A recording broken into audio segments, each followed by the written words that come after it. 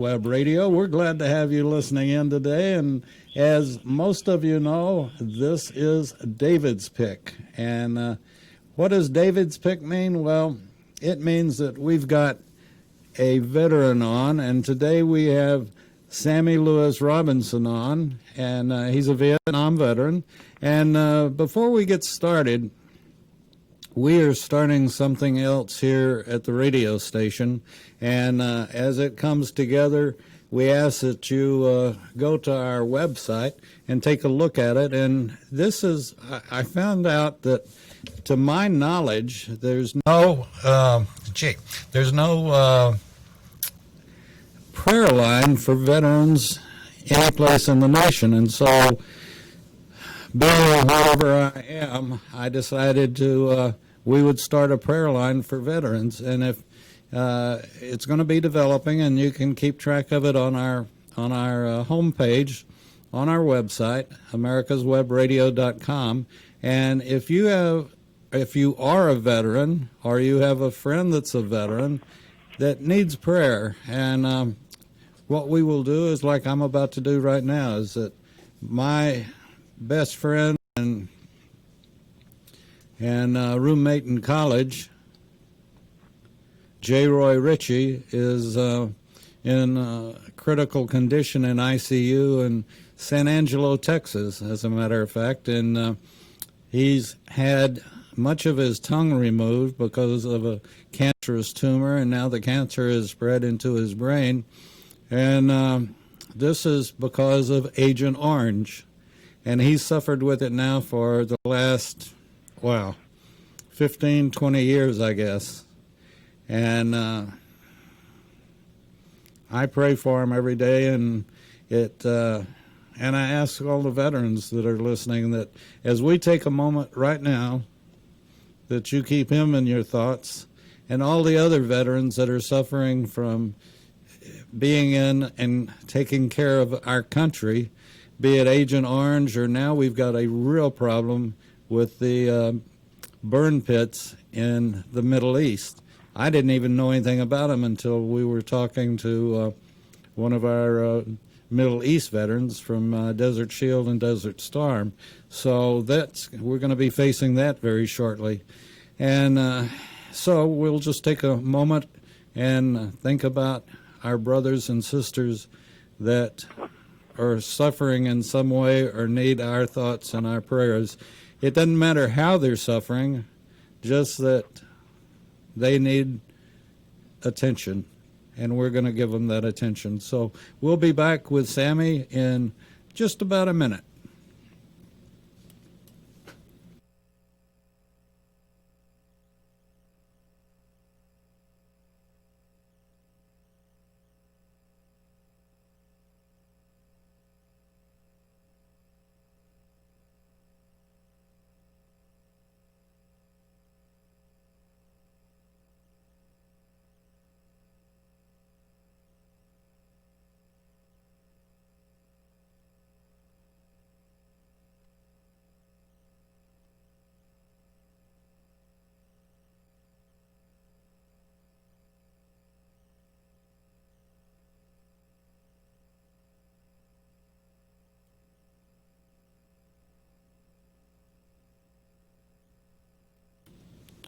Thank you.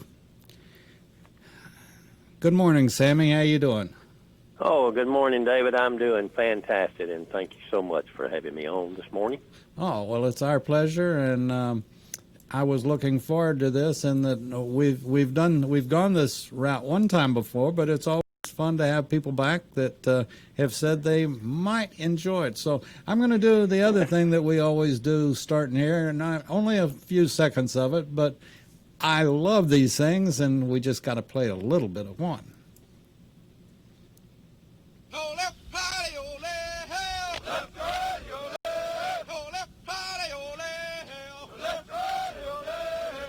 no sense in going home. Ain't no sense in going home. Jody's got your girl and gone. Jody's got your girl and gone. Oh, left party, ole, hell. Left party, ole. Oh, left party, ole. Okay, we all recognize those as Jody's, and I don't know about you, Sammy, but for me, they were extremely important, getting me over the hump many times. I was infantry, and you know, when you do those forced marches or double time, and you know, you had that last mile to go, and drill sergeant or lieutenant, your platoon lieutenant or leader would start up a Jody, and you just sort of put a, or I would anyway, put a little smile on my face and make the last mile or mile and a half or whatever it was. But the Army has it right. They know what will get you through and help you get through. And even just thinking about the Jodies back many years ago. So anyway, let me explain something to folks. Sammy Lewis Robinson was the 34th inductee into the Georgia Military Veterans Hall of Fame. And this is because of the hard work that he did. He's a Vietnam veteran, and, you know, he never stopped taking care of his buddies back after he got out, and has gone on to do so many other things in Tallapoosa, Harrison County, Georgia. And Sammy, again, welcome to the show, and we're so happy to have you back and talking about what you do and what you've done in Harrison County, and what you've done as a veteran. And as I mentioned to you before we started the show, I have never done this to someone I'm interviewing, but I decided this needed to come out, and I hope Rick White will appreciate it, and Paul Linger. What did it mean to you to be asked if you would be inducted into the Georgia Military Veterans Hall of Fame? What did it mean to you, the honor that it means, as well as what did it mean to your family? Well, first of all, let me again thank you for having me on, and secondly, thank you for starting a prayer line for vets. I think that it's outstanding. I never start a program or do a talk without having prayer. I don't care if it's in the schools or where it's at, and I really appreciate you starting this.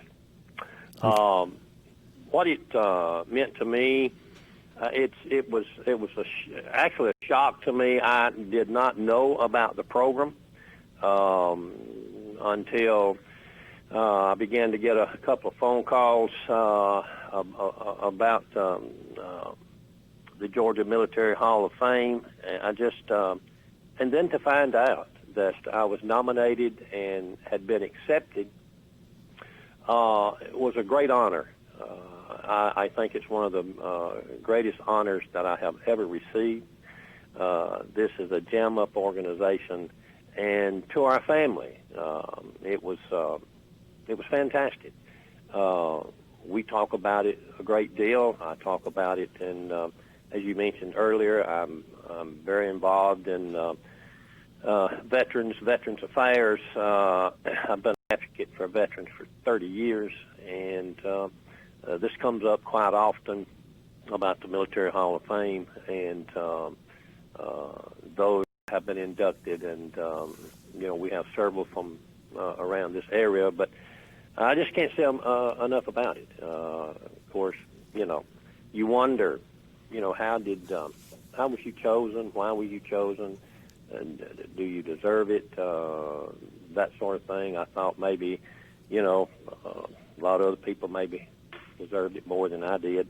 But I'll tell you, it's great, and I think about it often. And I thank you for asking. Well, and this is one reason we're pushing it. I'm going to be pushing it more on my social media, but I never heard of the Georgia Military Veterans Hall of Fame until, about a year, maybe a year and a half ago. And I'm going to repeat this a couple of times, but the Georgia Military Veterans Hall of Fame is in right across the street from the Capitol, and oh, gee, I just went blank. I can't think of the building that it's in. Twin Towers, if you will. Okay. Well, the Sloppy Floyd building, the Floyd building. There you go. Right. And it's right across the street from the Capitol, and I've toured it once, and plan on going back down, and it's just absolutely fantastic, and all of the pictures on the wall, all of the information that's there. You know, in the military, we call each other brother and sisters, and in the Floyd building, where the Georgia Military Veterans Hall of Fame is, and you're reading these things. These are fellow Georgians, brothers and sisters of Georgia, and it will inspire you. We've had representatives in every war, and the ones that have honored themselves by, you know, I guess, would this be a fair statement, Sammy, above and beyond the call of duty? Absolutely. There, you just need to make a trip and go there, and read underneath their photographs at what happened to these guys and where they were and what they did. It's amazing. Even here in Haralson County, we have, I think there's three besides myself there. One is Colonel Wayne Waddell, shot down over North Vietnam, held for 6+ years as a POW.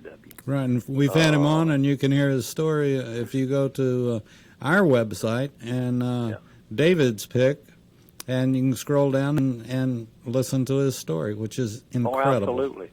We have a couple more. Ray McKibben, Medal of Honor recipient from this county, was killed there. Paul Cheatwood. You can go on, and they're from everywhere. And this is for Mr. White and the others that was involved in this to think about this and the hard work that they put in, and many others that we don't even know that has put their time and effort and money. It takes money to keep this going, and but to honor our veterans, it's unbelievable. And you just hope you live up to what they honored you for, and so I think it's fantastic. It's just great. So people need to take a moment and go by and visit and look at this.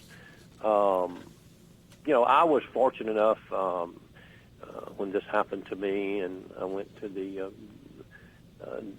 dedication. I did not know. But I had 5 Vietnam buddies scattered all over the United States. One of them was my captain from Washington, D.C., who was a medical doctor at Walter Reed.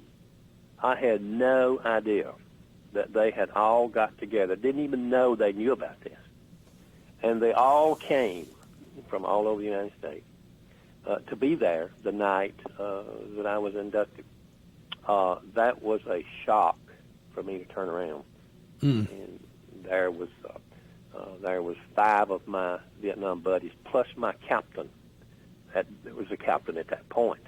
It's not now, but was a high-ranking officer. To see that they had came in from all over the United States to be there, it was amazing, and it's something that you'll never forget. Well, it sort of puts the line of exclamation marks behind your name, Sammy, for guys to do that, and it emphasizes how important you were to them in Vietnam, and what a small thing it is to do for you to show you how much they appreciated you. And the world should appreciate you, and certainly Georgia appreciates you for your sacrifice. And let me ask you, when you went to Nam, were you married? I had, yes, to answer that, yes. I had dated this girl. She's the only girl I ever dated, and tried to get her to marry me during high school, and she refused because she said, "You're going to finish high school, then we'll discuss it." 2 weeks out of high school, I was drafted, and then, of course, went into basic training in 1966, and that year, December, we got married. Wow. So, yes, I was married about 4 months before I went to Vietnam.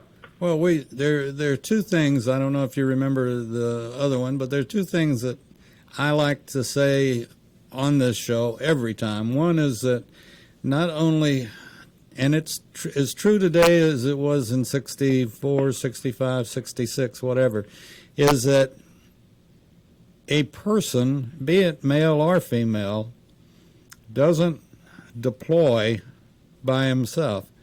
His family deploys with him in one way or the other. And it's certainly, because of the electronic age today, it's different than it was in Nam.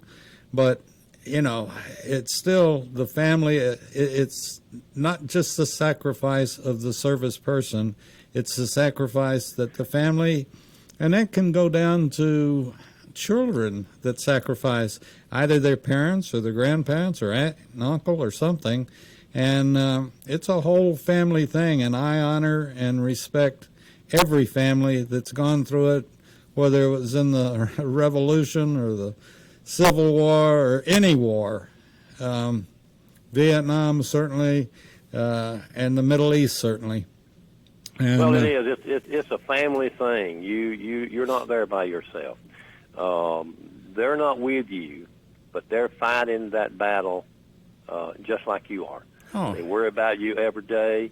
I was fortunate over many. My wife wrote me a letter every day. I didn't get the letter every day, but they caught up with me. Sure. She wrote me 365 letters. Wow.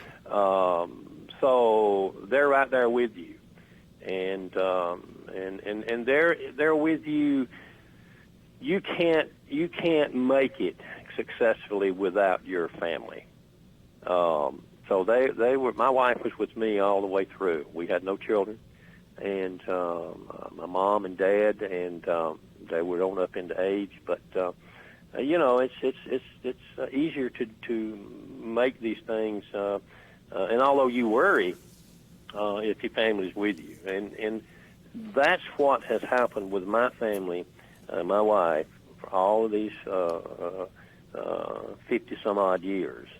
When I come back from Vietnam and saw that there wasn't anything here to honor our veterans, and I run around for about 15 years trying to figure out what to do. And one day she said, "Sam," she said, "you need to stop this and get to work." And I said, "What do you mean?" She said, "Well, you've been running around 15 years trying to figure out how to build a Veterans Memorial Park here." And she said, "It's time you built it." And I said, "Well, I can't do it without you." And she said, "I am with you, so let's go." And she's been with me in all decisions made concerning our veterans and the parks that we've built and other things, and right there every day. And so, you know, you got to have family with you, or you're not going to be successful with it. I appreciate more than you know what you just said. I'll explain that sometime. But anyway, that is fantastic. And explain what you got there in Haralson County. Well, as I said, when I came back from Vietnam, there wasn't anything to honor our veterans. I had lost a schoolmate. Matter of fact, he was in my wedding. We went in to get the Marines out of Quezon. He was killed there. I didn't know it for several weeks later. I got a letter from home. Actually, he was in my unit, and I didn't know it. First Air Cal was a big unit. And so I didn't want him to be forgotten. Just a name, just a number. So that's what got me interested in doing this.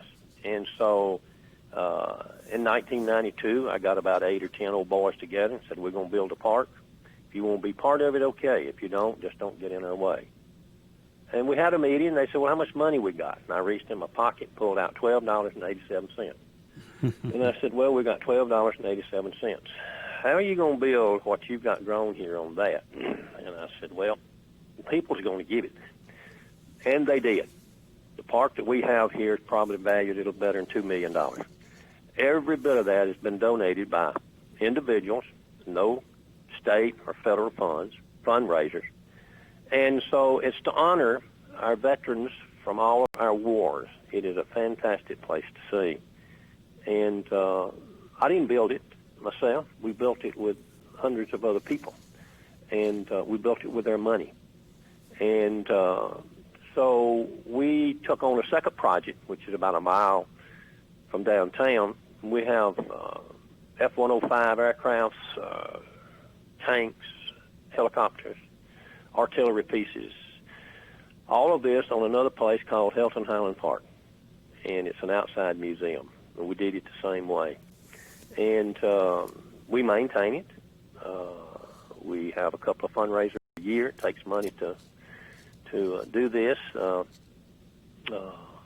We have no input or no money from cities or anything like that. We have to do the fundraisers ourselves. But we're also looking, probably going to tackle one of the biggest projects up to date, and that is to build a 100 by 125-foot building, which will be known as the West Georgia Military Museum and Educational Center. It's going to be a big building, cost about $200,000, and as before, we start with no money, and people will donate. We have everything we need to fill it up from 1776 up until today. Sammy, how do people donate? They can send to the Haralson County Veterans Association, 71 Riverside Drive, Tallapoosa, Georgia. And you don't want to repeat that because I bet everybody didn't have a pen and paper ready. Well, that's correct. It's Haralson County Veterans Association. And they send it to 71 Riverside Drive, Tallapoosa, Georgia. If you want to go on our website, we have a website. It's Haralson County Veterans Association.org, and you will see when it comes up, it says video.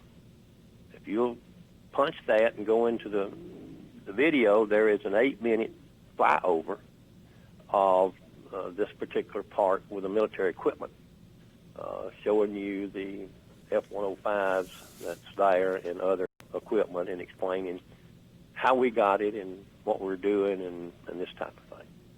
So we're excited about this museum, and we are it's tax deductible.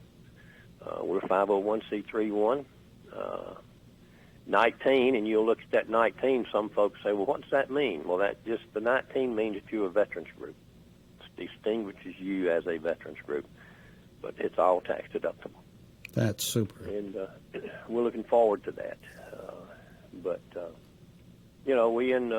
We just stay busy all the time. We work 6-7 days a week on our veterans projects. And this year, we've come up with the idea of, it's reefs across America. You see them, put them out on Arlington and this type of thing. We have 80-something soldiers, veterans from Haralson County that's been killed from this county from World War I up until today. And we are taking crosses, and we're going to put them in our Veterans Park, and we're going to put one of those wreaths on each one of them for the Christmas. You're saying Houston, which I would say Houston, correct? But it's Haralson, Haralson. Okay, well that's what I had, but I was hearing you say Houston. Yeah, it's Haralson County. Yes. And Tallapoosa is whereabouts in Georgia exactly is Tallapoosa? It's located 60 miles west of Atlanta. Okay. Right off of the interstate I-20, mm-hmm. Right on the Georgia-Alabama line. Gotcha. And it's a little small town, and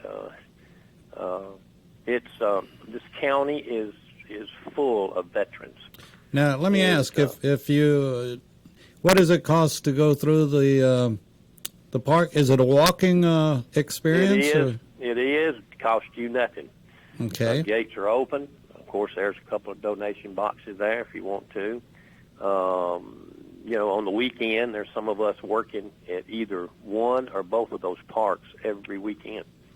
And so be glad to give out my phone number if anybody's interested in coming. We will meet them and give them a tour, and that would be great. But we have people come here from all over the United States, believe it.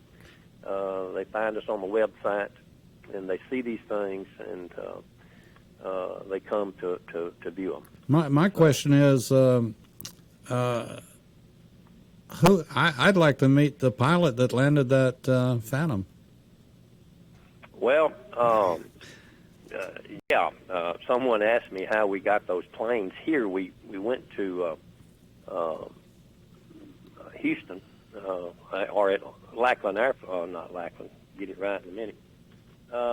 Anyway, they came out of Texas. We took them apart.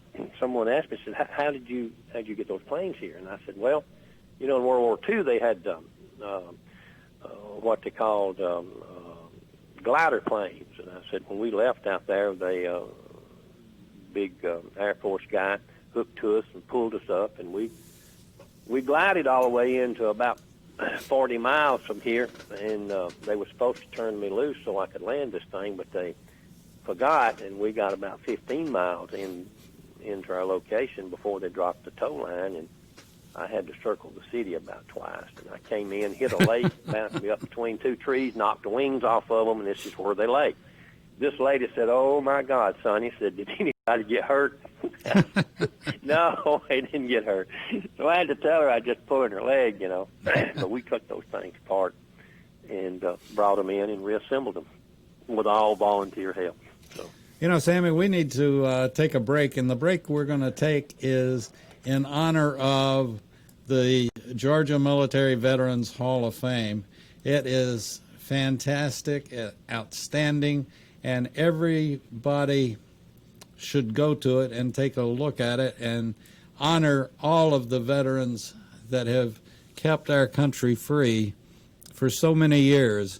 And I also want to mention the fact that if you're a graduating senior, high school senior, and our grandparents are listening or parents are listening, the Georgia Military Veterans Hall of Fame has a scholarship fund, and they give 5 scholarships each year to the deserving student. And one of the qualifications is the student has to have been in junior ROTC and planning on and wanting to go into the military and go to college and be in ROTC in college, and then come out and become a second lieutenant in whatever branch that you want. And one of the things that Rick and I have talked about so many times, Rick White, who's the director of the Georgia Military Veterans Hall of Fame, and let me tell you something, if you go through life and you don't meet Rick White, then I'm sorry, but you've missed a portion of life. He is one of the most outstanding men I think I've ever met. But anyway, the military is fantastic today. And if you're a graduating senior and don't know what you're going to do, be it high school or college, and you haven't decided exactly what you want to do, I can guarantee you that some branch of the military has exactly what you're looking for. Up and down the line, you can go from electronics to JAG to this to that, anything. And they have it. And if you're a senior in high school, you ought to be checking into it. If you're a junior in college, sophomore, junior in college, you should be checking into the military. It's a great occupation. I've got a young son that's a major in the Air Force now. He graduated from Texas A&M and went through ROTC and loves it. and I'm so very proud of him.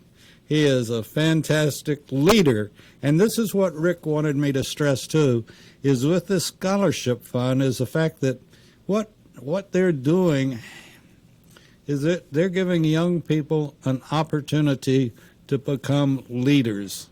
And if you got the right stuff, I can assure you, and Sammy, I hope you'll back me up on this, I can assure you that the military, if you've got the leadership qualities, the military will bring them out.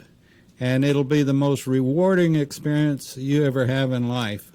And the friends that you make, the people that you meet, they're outstanding. They're the best of the best because they've raised their hand for their country to protect and defend.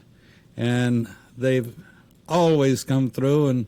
And Sammy and I were talking about it earlier. I have not interviewed a veteran, that if called upon at any age, if they were called upon to serve again, they would be jumping on the truck, jumping in the bus. That is absolutely correct. And I just wish that back in my day we had the junior ROTC, but there wasn't anything like that. We have one in our school system here, and it prepares you. It's a fantastic program. But, you know, the new program that they're putting in place here, you know, they need money, they need donations and this type of thing for the Military Hall of Fame scholarship program. So, you know, if anyone wants to give, why then, you know, go on the website and give to this program. And they're also in need of nominations each year. You can nominate a person, you know, to be placed in the Military Hall of Fame and this type of thing. But the scholarship program is a fantastic program. It's new, and I'm glad to see that they're working hard on this program, and they need everyone's support out there.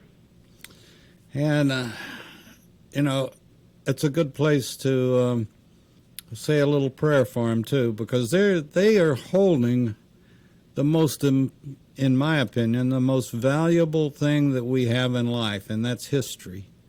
And, absolutely. You know, I'm ashamed of our situation today that so many times history has either been changed, which I don't buy, or is just not presented to our kids like it should be. And yet the Georgia Military Veterans Hall of Fame is history, and you see the picture of the person, you read the write-up about what this person did, and you just, you know, I stood there and I didn't want to make a total fool of myself, but in many cases, I just felt like one step backwards and a hand salute. Yes, sir. Yes, sir. Does that make sense? It certainly does. It certainly does. We, you know, you talk about some of these guys, and Ray McKibben in the Medal of Honor I spoke of a few minutes ago. His entire family is gone. No one to take care of his gravesite, and we took that on as a project. We keep his gravesite clean and up to date, and you can't again, this is history. You can't do it, forget it. But that is another reason that we're building this museum and an educational center. We're going to educate people about our past and our present and our future with our military. So you've got to stay on top of this, or it'll get away from you. And our school system, I'm sorry, does not do that. No. And this is every person that listens to this broadcast, whether an archive, whether they're listening right now or they listen to it 2 years from now, should be on top of, if you have kids in school, look at their history book and make sure that everything, giving 2 pages to World War II or 3 pages to World War II is deplorable. And It is.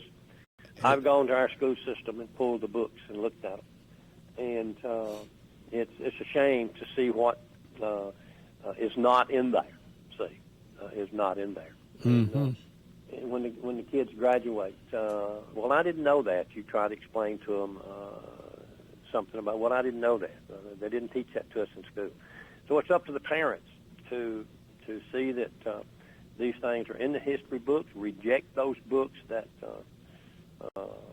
does not teach us about who we are and what this nation is all about. And it is a shame. You know, one other thing that I get on my podium or get on my soapbox about is that every veteran that listens to this program, I don't care how old you are, but grab your grandkids, grab your son or your daughter, and tell them about your service. We can't let those moments, they are so valuable, we can't let those be forgotten. No matter where you were, what you did, it doesn't. Rick and a lot of the other friends from the Hall of Fame and other veterans have been so kind to me because I didn't do that much. I didn't really do anything. I was in the reserves, in the Guard, and Army Reserve. But you know, you still need to grab your kids and tell them what you did. You don't have to tell them the gory stuff of Vietnam or the gory stuff of the Middle East, but tell them that you served and tell them what it means to you to raise your hand and the words protect and defend our Constitution against foreign and domestic enemies. And what does that mean? Explain it to them and explain how great our Constitution is. I see kids today that have no idea what's even in the Constitution. And no, none whatsoever. They do not. But you touched on something there that you just served, I think you said in reserves or whatever. Well, let me tell you something. I look at every person that's put that uniform on. There's no difference. I don't care where he or she served. I don't care what branch they served in. I don't care if they went to a war or did not. They all served. And during the Vietnam era, or the Vietnam War, if you will, it took 8 non-combat soldiers to keep one of these guys in the field. So if you were not there doing your job, wherever it may be, then the guy in the field could not operate. It took them all, took every one of them. And I used to hear people talk about, well, I'm not a Vietnam veteran. And I got to noticing when I would ask for veterans to stand, they wouldn't stand. And I said, afterwards, I said, why didn't you stand? Well, I wasn't in Vietnam. I said, mister, it doesn't matter.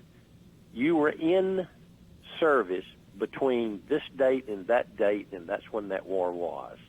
And you are a Vietnam veteran. And since then, the government has classified that so. If I'm not mistaken, it's from 59 to 75.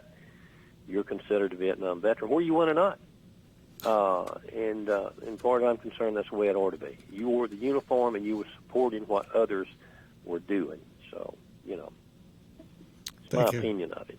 Well, and I appreciate, it's one of the reasons we're doing this show. And so many things have changed, and we have to keep our history alive. And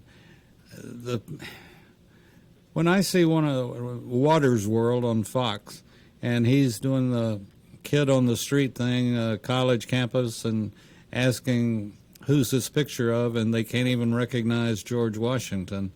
And then somebody will really slap me upside the head and say that, only 1% of our population ever serves now. And absolutely. That to me is just sickening.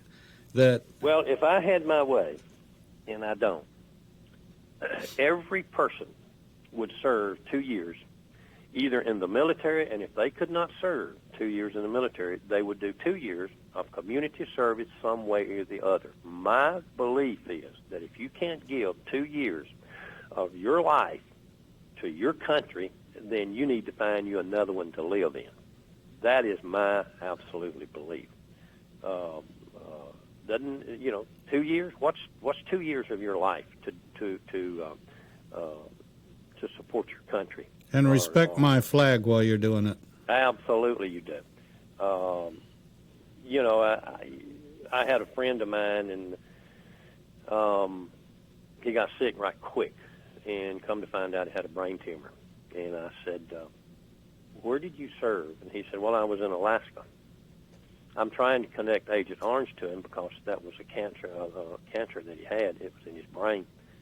And at that point, you had to have what they call boots on the ground to be classified as Agent Orange. And I said, what did you do? He was in the Air Force. He said, I loaded chemicals on planes that went to Vietnam. And I said, all right, we've got this connected. He loaded barrels of Agent Orange on aircraft that went to Vietnam. It took us a little bit to get it all convinced that his disease, his cancer, was from Agent Orange. Even though he wasn't in Vietnam, he was loading the chemicals here in the States that went there. See, and so you have to fight for that type of situation. And we were lucky enough to connect the dots, if you will. I think, and I don't want to get into total politics, but I think one of the best things that President Trump did was signing the Blue Water Bill, and that was giving sailors and Coast Guard folks the ability to get VA care for Agent Orange. Oh, they weren't in the country. Well, they could be off the coast and get sprayed, or they could be anchored and get sprayed, and so many did, as a matter of fact. Yeah, and, they did. A lot of them did. Yeah. So we totally supported President Trump, and particularly for signing that bill, and certainly caring about our military. And I'm going to stop there, or I'll get some political. I'll share one other thing with you along those lines. You hear him talk about the VA Accountability Act. A lot of people don't know this, but Concerned Veterans for America, I ran into them, I don't know, 5-6 years ago, and so I found out what they were and where they were. I brought them to Tallapoosa and got connected with them. They were trying to get a bill passed to make the VA come into line, if you will. And that was something we worked on for 2.5 years to get all the congressmen and legislatures that would to get on board for the VA Accountability Act, which is, up until that point, no one at the VA could be fired for anything they did, and our veterans were dying by the numbers, and no one was being held accountable. So Pete Hegseth was the president of Concerned Veterans for America at that time. You see him on Fox. Yeah. And he's been to my town 5 times. And so we worked together with them and went to Washington many, many times and got the necessary votes that we needed. And when President Trump was elected, we handed it to him, and he signed it into law, along with the Choice Act. And so, you have to get out there and work for what you believe in, and get someone higher up to support you, and that's what happened. So, yeah, he signed in a couple of good bills to help the veterans. And I think there's been over right at 2,000 people relieved from the VA since that bill was signed in effect for not doing their job. And they should have been. Absolutely, I've seen it. I worked there, worked with veterans, like I said earlier, for about 25 years, and I've seen it all come across the table. Well, it's again unfortunate that it took that to get people to wake up. Mm-hmm. And, absolutely. you just don't know what to do or what to say about it, really. Well, I think there's, from what we hear, and you may elaborate on this more, is the burn pits in the Middle East. That's something else that the veterans are going to have to face. Oh, without question, and Absolutely. hopefully A lot of people said, "What's a burn pit?" Well, that's where they burn excess chemicals and whatever in these burn pits, and the veterans are in contact with it. No telling what that will do to them later on down the road. Oh yeah, and they're just really beginning to recognize it as a real problem. And but hopefully history, again, going back to our history, will keep us in mind of we shouldn't have to go through, for the veterans of Desert Shield and Desert Storm, what we had to go through for the veterans of Vietnam and Agent Orange. The burn pits have been recognized as carcinogenic, and that should be the end of the story. It should be, and we hope that it is. But I've seen where you've had to fight and fight and fight, and then some of them lose their life before they convince the authorities, if you will, the severity of their damage that they receive from these things. See?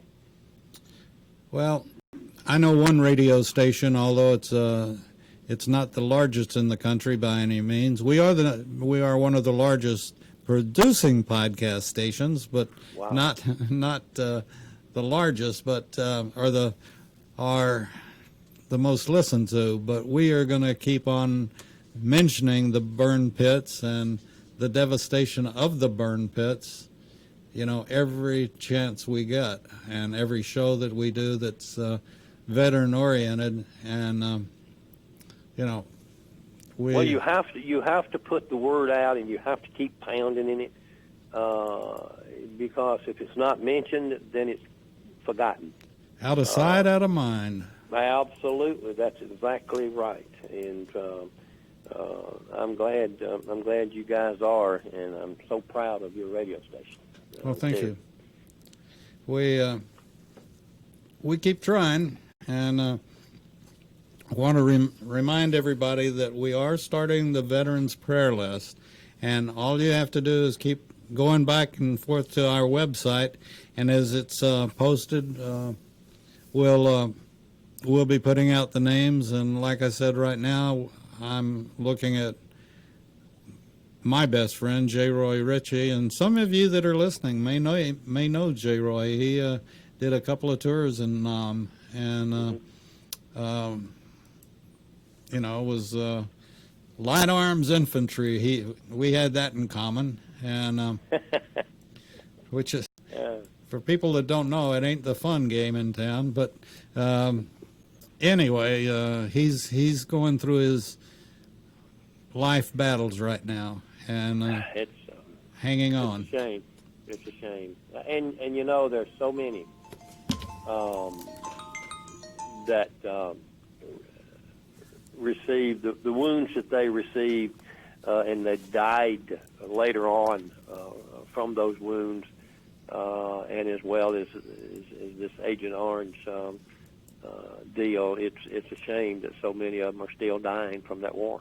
Oh yeah, and will be for a long time to come. They will. I've two of my friends died from the wounds that they received there. Even 40 years after the fact, they died from those wounds, and there's many of them out there that way. Oh yeah, definitely. I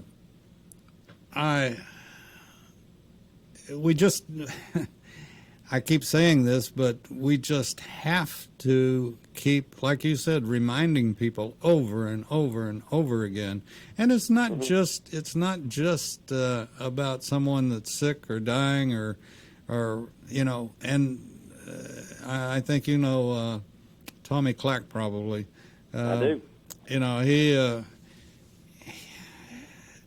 He's incredible, and he lost all four limbs, and yet he has an incredible attitude. And you know, people, we have to keep reminding, why would somebody volunteer to do that? And this is something that, you know, Tommy's in one situation, and there are a lot of folks in totally different situations. But, you know, this is why we have a wonderful volunteer military. But those folks that did volunteer have to talk to kids that are getting ready to make decisions. And, you know, so many folks, particularly during my experience was during Vietnam, was that you join the military, well, that meant you're going to Vietnam and you're going to be shot at. And that's all the military does, is shoot at each other. And that's so far from the truth today. Yeah. You can go in and get an incredible education. You can go into the military, and I don't care which branch it is, but come out with a resume that your peers can't touch. They can't get one like that. They cannot. And you know, it's yeah, as I said, I'd like to see everybody have to go to the military. Do two things: get your minds straightened out, and get a lot of the people off the streets. Yes, sir. I mean, I'm just, you know, but you know, I'm not the only one. I got a son that's totally disabled from injuries he received in the military, and he, along with hundreds of thousands of others, had their whole life ahead of them. Even those that lost their lives in Vietnam and Korea and all the rest of the wars. They never get to see the things that we see. They never get to do the things that we do because they gave their life up at a young age, 18, 19 years old. And as my son, along with millions of others, every day it's a struggle to stay alive. They are handicapped, if you will, in some ways that depend on other people to see that they get through their day. And you wonder, you know, why you did that. Well, as you said earlier, you did it because you love this country. You did it because you wanted to see us remain free. I had a lady ask me one time in a program that we do a 4th of July program every year. After the program, she came up and she said, "When are you guys going to stop this?" And I said, "What do you mean?" And she said, "When are you going to quit doing this for veterans?" And I said, "Ma'am, the day we die is when we will stop." So that reminded me that a lot of people out there don't have a clue of what we do, nor do they have a clue of why we do it. See? Mm-hmm. And we'll do it as long as we are alive to remind people what our forefathers did and what we expect those of today to do today and in the future if you want to remain a free nation. So, amen. You know, you got so many people out there that they don't have a clue, not a clue of what's going on. No, they're just here. Yep. You know, they're filling an airspace. But I wanted to bring up one other thing that Rick White mentioned to me with their scholarship. And I so much encourage anyone that's listening today, tomorrow, or whenever the show's posted, whenever they listen. But, you know, as I mentioned, you can't get a better resume than serving in the military when you go to get a job. But, you know, let me throw out one other thing, and it wasn't me, it was Rick that brought this up. You know, a business, big business, I don't care what it is. It can be the corner horseshoe repair, or it can be the biggest corporation in the country. It doesn't matter. They want leaders. They don't want followers. They want leaders. And the military, doesn't matter what branch, The military teaches leadership, and it doesn't really, as Sammy, as we can both attest, it doesn't matter what rank you attain, really. Everybody says a leader can only be an officer. Well, that's not true. The leader that says, follow me, may be your platoon sergeant or your first sergeant or your drill sergeant or whatever. But when a company, when a HR is looking at your resume and it says serve 2 years or 4 years or whatever the case might be, they know that you were a leader, whether you were a squad leader, platoon leader, whatever, and or a company commander, whatever. They want leaders, and that's what the military builds and teaches is leadership.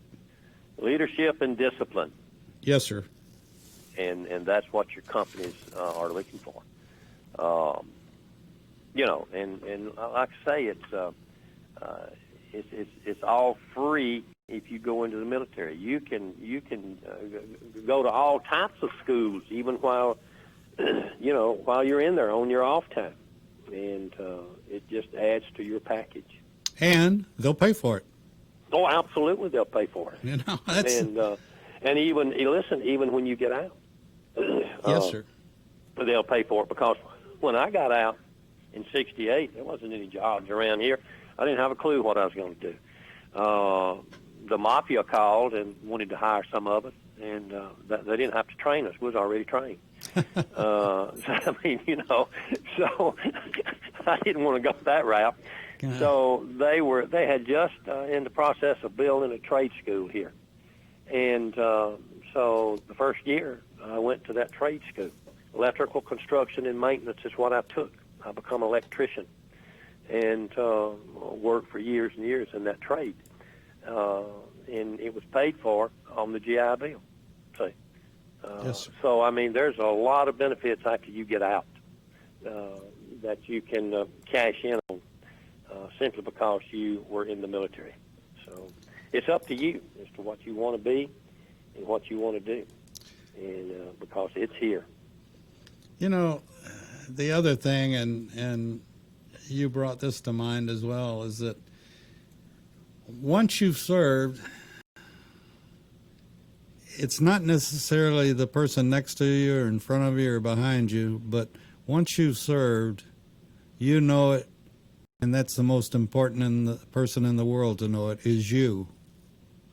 And that is correct. There's that feeling, there's that thing in your head, whatever it is, that little voice and all the rest of it, but it's you. And yep.